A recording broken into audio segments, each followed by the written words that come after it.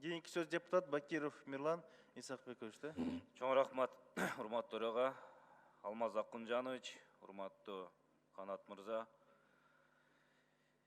Алмаз Акунжанов, сиз жакшы билесиз, 2012 жылы маселе көтөрүлүп, дүйнөнүн чокусу аталган Улуу жана Кичи Памирдеги боордош этникалык кыргыз элинин барып 2014 жылдары экспедициянын катарында башында болуп барып, жеринде көрүп кабар алып келгенбиз.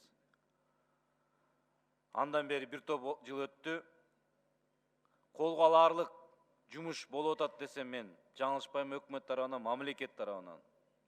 Бүгүн аз да болсо ошол үй бүлөлөрдү көчүрүп келип, жайгаштырып, кыргыз мамлекети, кыргыз элинин кайсы жерде болбосо дагы оор учурда колун сунуп, жардам бере ала тургандыгын көргөздү.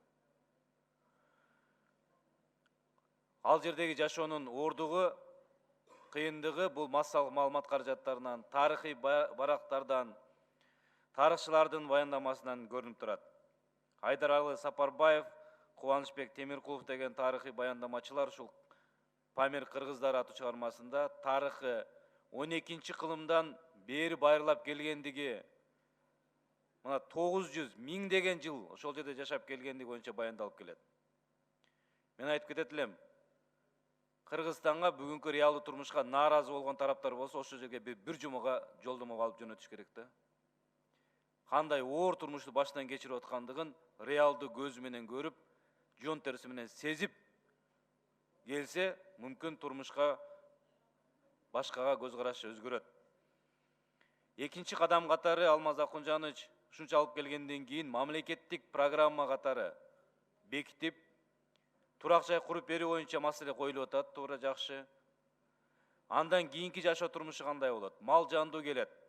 Демек, Айыл банк жана башка банктар аркылуу болобу, күрөөсү жок насыя берип, мал жан менен камсыз кылууга программа иштеп чыкса өкмөт.